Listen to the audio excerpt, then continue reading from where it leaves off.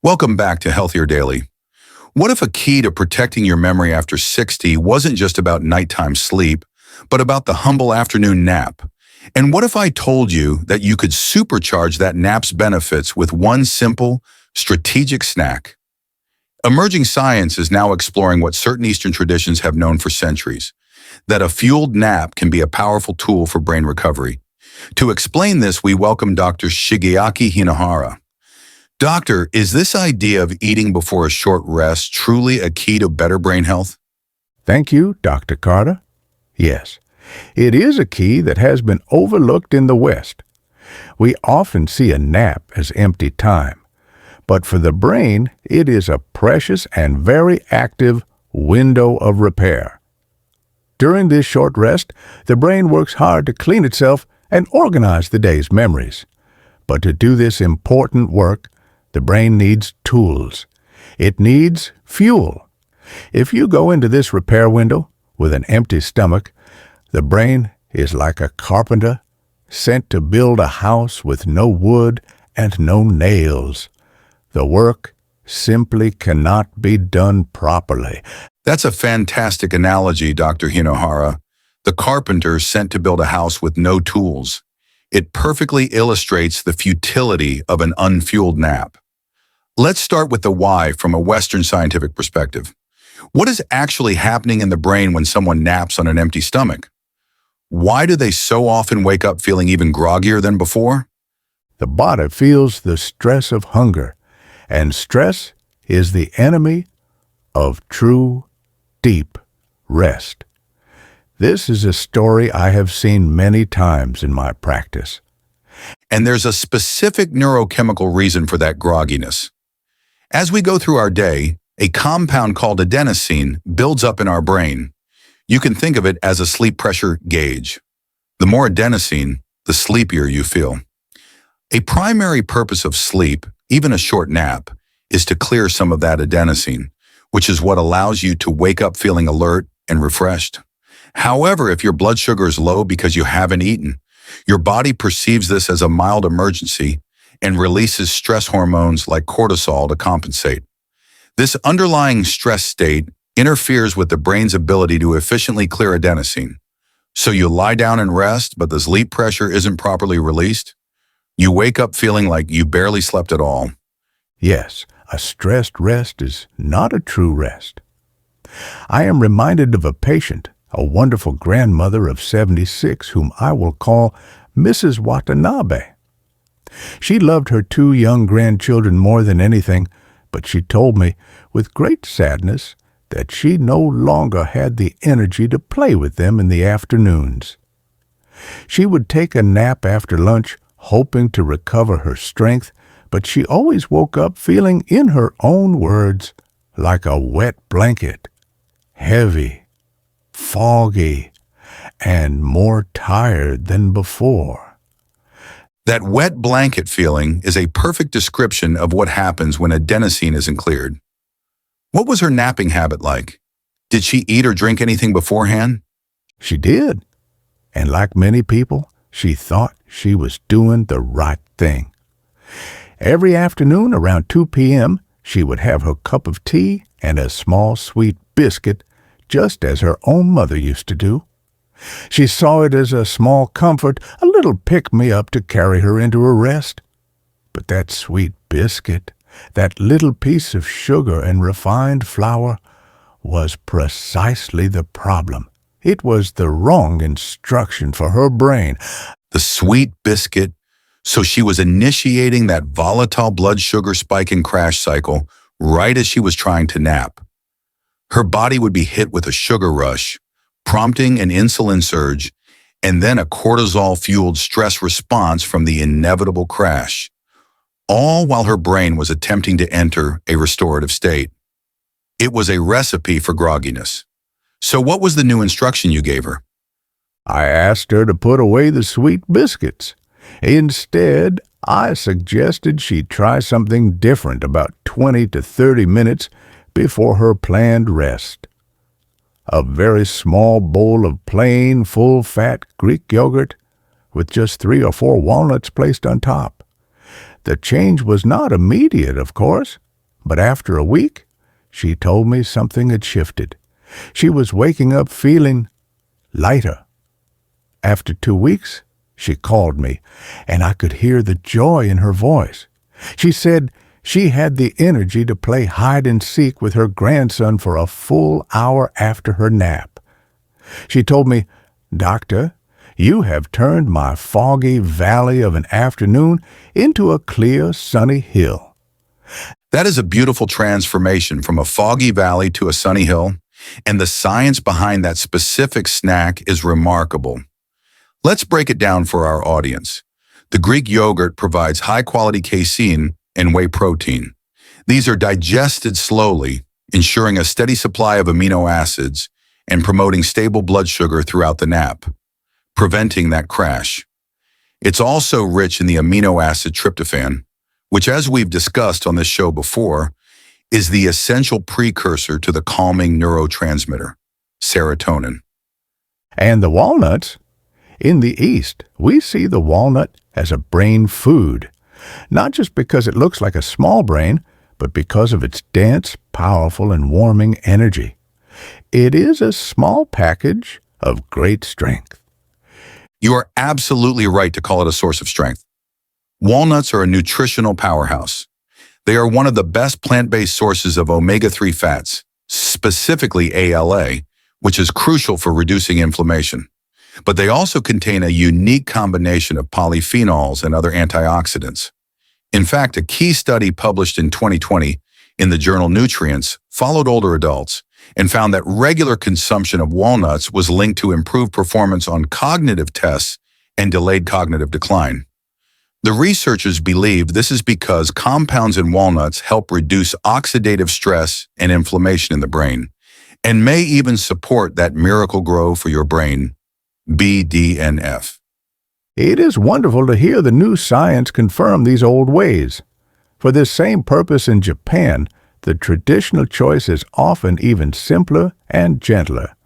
A small cup of warm miso broth, perhaps with 1 or 2 cubes of soft tofu. It is not a meal. It is a warm, savory signal to the body that it is safe and supported. And that signal works beautifully from a biochemical perspective.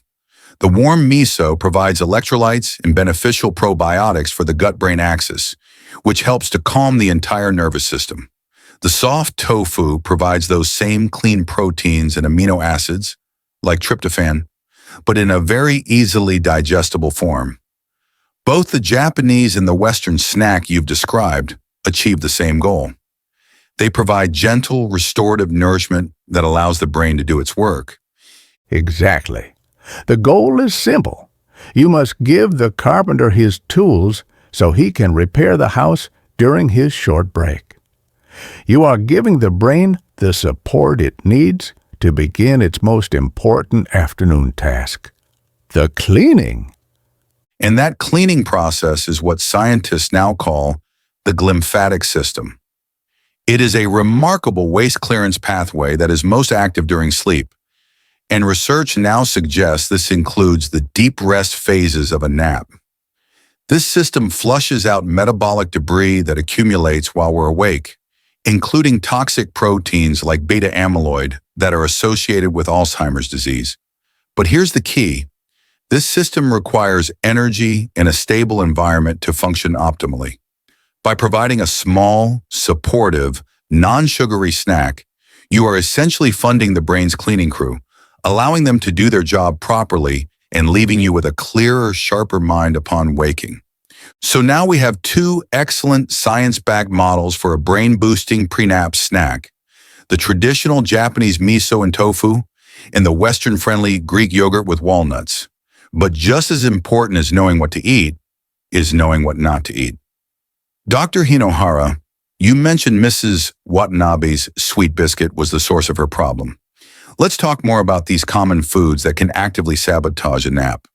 Yes, they are often the foods we reach for without thinking, the foods of convenience and instant pleasure.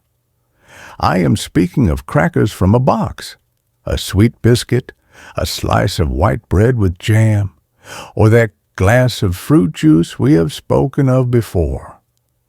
They feel like a quick and easy solution to a dip in afternoon energy, but they are a trap for an older body.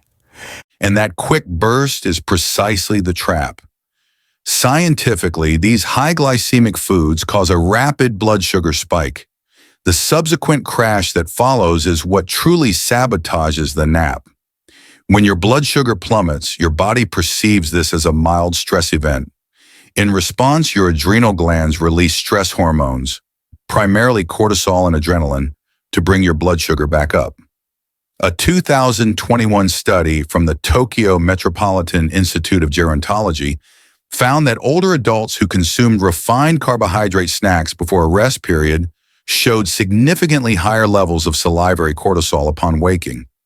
They also reported feeling groggier and less restored than the group who ate a protein and fat-based snack.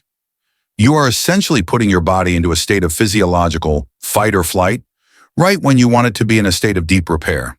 Another modern idea I am often asked about, especially by my younger patients, is the caffeine nap, the habit of drinking a cup of coffee right before resting.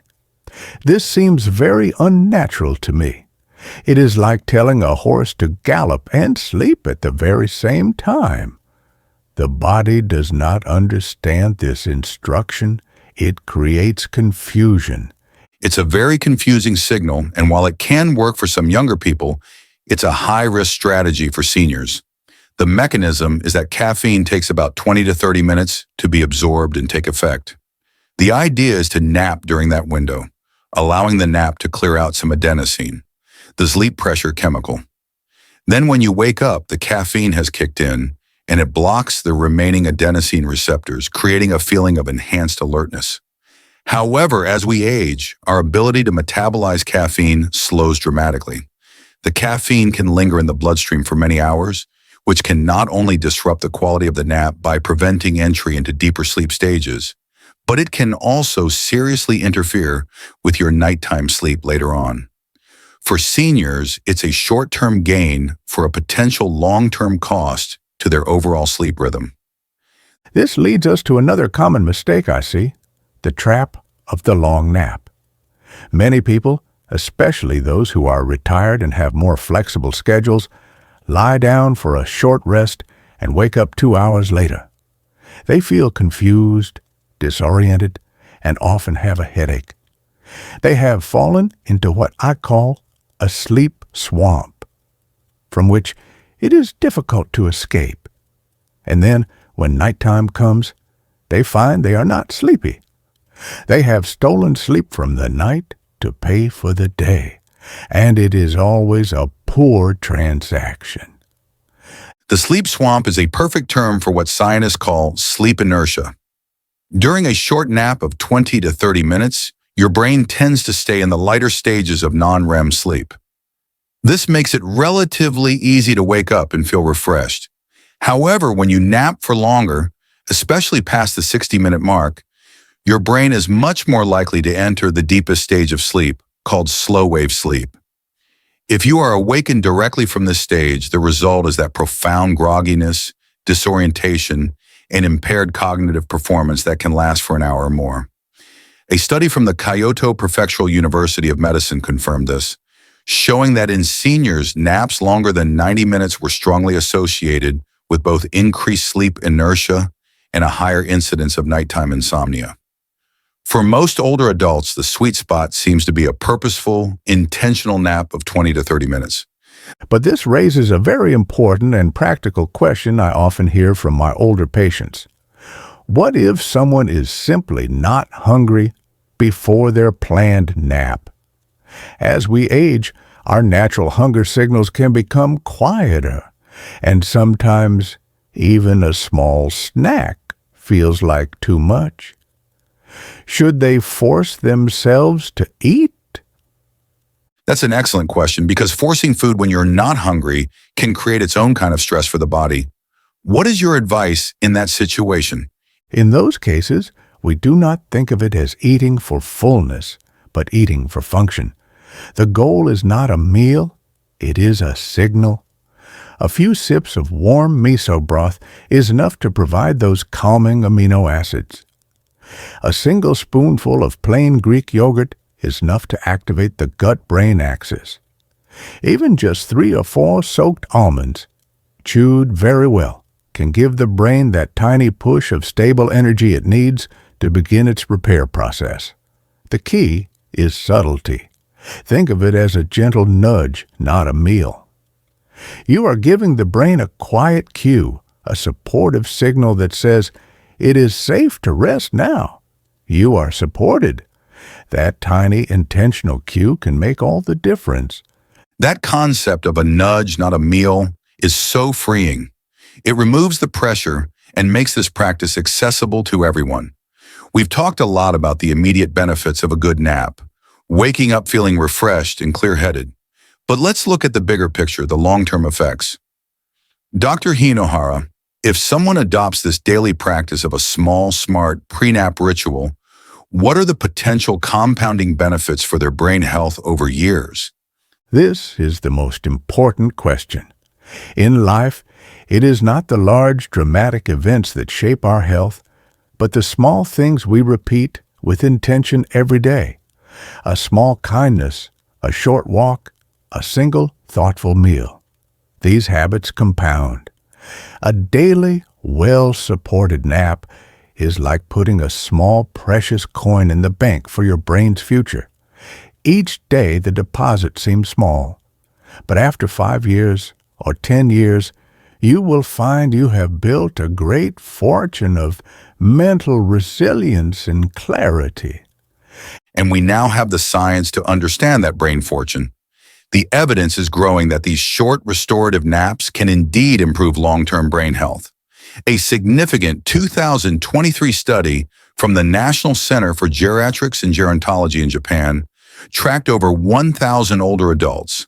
They found that those who regularly took brief naps, when paired with balanced nutrition and consistent daily routines, had significantly lower markers of cognitive decline over a 5-year period. This is likely because each purposeful nap provides a vital opportunity for that glymphatic system, the brain's cleaning crew, to do its work, clearing out the toxic proteins that are known to contribute to senior memory loss. Yes, this brings us to a very old and beautiful saying in my country, Yasumi mo kusa no hitotsu. It means, even rest must have roots. Rest is not an empty gap between productive moments. It is an active and deliberate part of the cycle of life. You do not just collapse into sleep and expect healing to happen. You must first prepare the soil. You must create the conditions for healing to occur. This is how your rest grows deep roots. Creating the conditions, so the dim lights, turning off the phone, and having that small, supportive snack. Those aren't just minor tips. They are the very act of planting the roots for your rest. They are a physical declaration that you value your brain's health and are actively participating in its care. Exactly. It is an act of deep respect for yourself. With that small action, you are sending a clear message to your body and your brain. The message is, you are supported, you are safe, now you may heal. That message, sent daily, is one of the most powerful medicines I know for keeping the mind bright and clear as the years pass. Dr. Hinohara, thank you. You've reoriented our entire view of the humble nap, transforming it from an afterthought into a powerful, intentional ritual for brain health. It's a clear and gentle strategy for anyone looking to build a strong defense against senior memory loss. To our wonderful audience, we hope this conversation has inspired you. Please remember this information is for educational purposes and is not a substitute for personal medical advice. Always consult with your own physician or a qualified healthcare provider before making changes to your health routine, especially if you have conditions like diabetes or other metabolic concerns that require careful management. If this discussion has empowered you, please give this video a like and subscribe to Healthier Daily. Every small, intentional action you take can make a big difference in the fight against senior memory loss. In the comments below, we would love to know, what is one small root you will plant for your rest tomorrow? I'm Dr. Ben Carter. Rest with intention, be well, and we'll see you next time.